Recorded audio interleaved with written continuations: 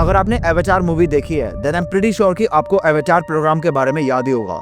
Movie का one of the most important concept जहां वो अपनी कॉन्शियसनेस को एक एलियन बॉडी के अंदर ट्रांसफर करके उस दुनिया में जी सकते हैं। पर सवाल ये है कि क्या ये सिर्फ एक साइंस फिक्शन है या फिर हम सच में अपनी कॉन्शियसनेस को एक बॉडी से दूसरी बॉडी के अंदर डालकर हमेशा के लिए अमर हो सकते हैं। Welcome to another episode of science behind scenes, जहां पर हम डिकोड करते हैं फिल्मों के सबसे कूलेस्ट इन्वेंशन के पीछे छुपा हुआ साइंस। और आज हम बात करने वाले हैं जेम्स कैमरॉन की सबसे फेमस मूवी फ्रेंचाइजी के बारे में, एवेटार, और जानने की कोशिश करेंगे कि क्या मूवी में दिखाया गया एवेटार प्रोग्राम का कॉन्सेप्ट आज की दुनिया में रियलिटी बन सकता है या नहीं। And trust me, this is going to blow your mind.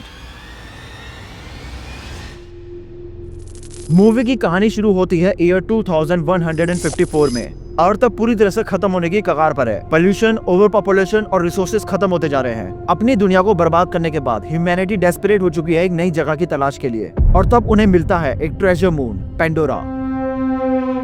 Pandora एक छोटा सा मून है जो कि एक गैस जाइंट प्लेनेट को ऑर्बिट करता है, जो कि अल्फा सेंटोरी ए स्टार सिस्टम के पास है। लेकिन सबसे इंटरेस्टिंग चीज पेंडोरा के अंदर छुपा है, जिसके लिए इंसान यहाँ पर आए हैं। एक रेयर मिनरल जिसका नाम है यूनोबोटानियम। ये एक ऐसा मिनरल है जो अर्थ को दोबारा से रिवाइव करने के लिए बहुत ज्यादा इंपॉर्टेंट एंड यूजफुल है, और $1 बिलियन का बिजनेस भी है। तो ऑब्वियसली ह्यूमंस ने डिसाइड किया कि पेंडोरा को माइन करके उसके अंदर से ये मिनरल बाहर निकालना ही पड़ेगा।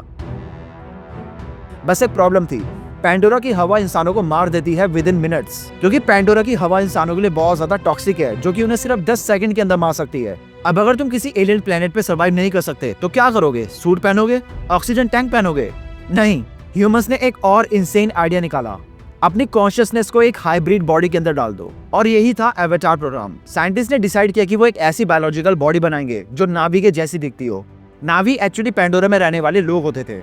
ये हाइब्रिड बॉडी इतनी परफेक्ट बनाई गई थी कि वो पेंडोरा के एटमॉस्फेयर में ब्रीथ कर सकती थी। उसके अंदर नावी की हाइट और स्ट्रेंथ थी, और वो इमोशनल सेंसिटिविटी भी मेंटेन कर सकती थी। अब कहानी में एंट्री होती है जैक सली की, एक एक्स मरीन सोल्जर जिसका ट्विन भाई साइंटिस्ट था, और उसके भाई का डीएनए अवतार के साथ ऑलरेडी मैच था। लेकिन भाई की डेथ हो जाती है और उस प्रोग्राम को एक ऑपरेटर चाहिए था जिसका डीएनए सेम हो। तो ऑब्वियसली उसका ट्विन भाई यानी कि जैक सली इस काम के लिए परफेक्ट फिट होता है। इनिशियली जैक को पेंडोरा भेजा जाता है एक मिलिट्री इंडस्ट्रियल ऑपरेशन के लिए, ताकि वो नावी के लोगों का ट्रस्ट जीत सके और उनकी टेरिटरी की इंफॉर्मेशन निकाल सके। अब हम मूवी की स्टोरी में ज्यादा नहीं घुसेंगे क्योंकि एक अलग टॉपिक हो जाएगा। हमारा एम है ये जानने का कि जो कॉन्सेप्ट मूवी के अंदर दिखाया गया है, यानी हमारी कॉन्शियसनेस एक बॉडी से दूसरी बॉडी के अंदर ट्रांसफर करना, क्या ये रियल लाइफ में पॉसिबल है भी या नहीं है? और अगर ये पॉसिबल है तो क्या हम कभी सच में हमेशा के लिए अमर हो सकते हैं? क्या आज की या फिर फ्यूचर की टेक्नोलॉजी से ऐसा होना पॉसिबल है कि आप अपनी कॉन्शियसनेस, मतलब आपका माइंड, आपकी सोच, आपकी पर्सनैलिटी एक मशीन के थ्रू ट्रांसफर कर दो किसी दूसरी बॉडी में, और वो गई ऑर्डिनरी ह्यूमन बॉडी नहीं बल्कि एक जेनेटिकली इनहेंस्ड हाइब्रिड बॉडी होगी, जो आपको सुपर ह्यूमन स्ट्रेंथ से लेके सुपर ह्यूमन एंड्योरेंस वो सब कुछ दे सके। इसको समझने का सबसे पहला बिल्डिंग ब्लॉक है BCI, यानी कि brain computer interface. BCI basically एक टेक्नोलॉजी है जो आपके ब्रेन और मशीन के बीच में एक ब्रिज बनाता है। आपके ब्रेन के न्यूरॉन्स 1 सेकंड में millions of electrical signals fire करते हैं, और BCI इन्हीं सिग्नल्स को रीड करके एक कंप्यूटर को कंट्रोल करने देता है, बिना हाथ हिलाए, बिना बटन दबाए। और ये टेक्नोलॉजी आज के टाइम पे एग्जिस्ट भी करती है। नासा, ड्राफा और इवन एलन मस्क की कंपनी न्यूरालिंक BCI पर ही काम कर रहे हैं। अभी के टाइम पे पैरालाइज्ड लोग अपने थॉट से रोबोटिक आर्म को कंट्रोल कर सकते हैं। एक एक्सपेरिमेंट में एक पैरालाइज्ड पेशेंट सिर्फ सोचकर लिख पा रहा था और कंप्यूटर उसके ब्रेन सिग्नल्स को टेक्स्ट में कन्वर्ट कर पा रहा था। मतलब माइंड से मशीन तक का सिग्नल ट्रांसफर पॉसिबल है। तो थ्योरेटिकली अगर हम अपने ब्रेन के सिग्नल्स को किसी बायोलॉजिकल बॉडी में ट्रांसफर कर सकें तो अवतार प्रोग्राम इतना भी ज्यादा इम्पॉसिबल नहीं लगता। अब चलते हैं दूसरे मेजर कंपोनेंट पर, अवतार की बॉडी खुद। मूवी में अवतार एक हाइब्रिड बॉडी है जिसमें ह्यूमन और नावी का डीएनए मिक्स किया गया था, ताकि उसका अपीयरेंस नावी जैसा हो, लेकिन उसका कंट्रोल एक ह्यूमन माइंड के थ्रू हो सके। साइंस की लैंग्वेज में इसे शिमेरा कहते हैं। अब इंटरेस्टिंग पार्ट ये है कि रियल वर्ल्ड में भी शिमेरा एग्जिस्ट करते हैं। जापान और यूएसए के रिसर्चर्स ने एक ह्यूमन स्टेम सेल को एक पिग एम्ब्रियो के अंदर इंजेक्ट किया, जिसका गोल था ह्यूमन कंपैटिबल ऑर्गन्स को ग्रो करना। और इसका रिजल्ट, ये एम्ब्रियोस कुछ हफ्तों तक सर्वाइव भी हुए, इनके अंदर ह्यूमन सेल्स डेवलप भी हो रहे थे।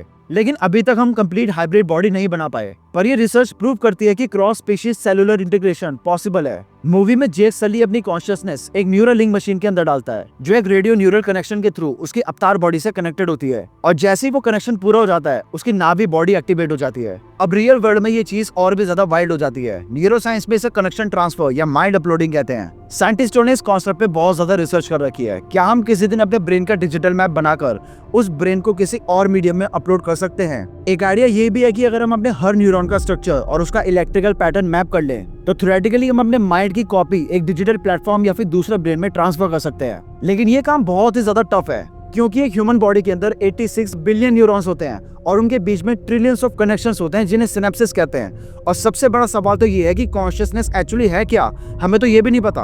अब यहाँ आती है साइंस की सबसे फैसिनेटिंग फील्ड, एम्बॉडीमेंट। रिसर्चर्स ने एक एक्सपेरिमेंट किया था जिसका नाम था रबर हैंड इल्यूजन। पार्टिसिपेंट का असली हाथ छुपा दिया गया और उसके सामने एक रबड़ का हैंड रख दिया गया, और जब साइंटिस्ट ने उस रबड़ के हैंड पे स्ट्राइक किया तो पार्टिसिपेंट को ऐसा महसूस हुआ जैसे वो रबड़ का हैंड उसका खुद का हैंड हो। इसको बॉडी ओनरशिप इल्यूजन कहते हैं। मतलब अगर आपके ब्रेन को एक करेक्ट सेंसरी सिग्नल मिले तो आपका ब्रेन एक फेक बॉडी को भी असली बॉडी मानने लगता है। और यही है अवतार एम्बॉडीमेंट का न्यूरोसाइंस, जहाँ जैक सेली ने अपनी नाभी बॉडी को एक्सेप्ट कर लिया था, ये जानते हुए भी कि उसकी बॉडी असली नहीं है। अब फाइनल क्वेश्चन पे आता है, क्या अवतार प्रोग्राम रियल लाइफ में पॉसिबल है या नहीं है? इसका शॉर्ट आंसर होगा प्रैक्टिकली, बट इसका लॉन्ग आंसर होगा yes, but not any time soon. आज के टाइम पे हम ब्रेन से सिग्नल रीड कर सकते हैं BCI के थ्रू, रोबोटिक लिम्स या डिवाइसेस को कंट्रोल कर सकते हैं, वर्चुअल बॉडी में एम्बॉडीमेंट फील करवा सकते हैं और लिमिटेड हाइब्रिड ऑर्गेनिज्म क्रिएट कर सकते हैं चिमेरास के थ्रू। लेकिन full mind transfer with memories, emotions, identity, ये अभी इम्पॉसिबल है। हमें हमारी कॉन्शियसनेस को समझने में ही काफी ज्यादा टाइम लगने वाला है, तो उसको ट्रांसफर करने की बात तो बहुत दूर की है। So maybe Avatar program is not just a science fiction, it may become a reality someday. Stay curious and all hail to the cosmos.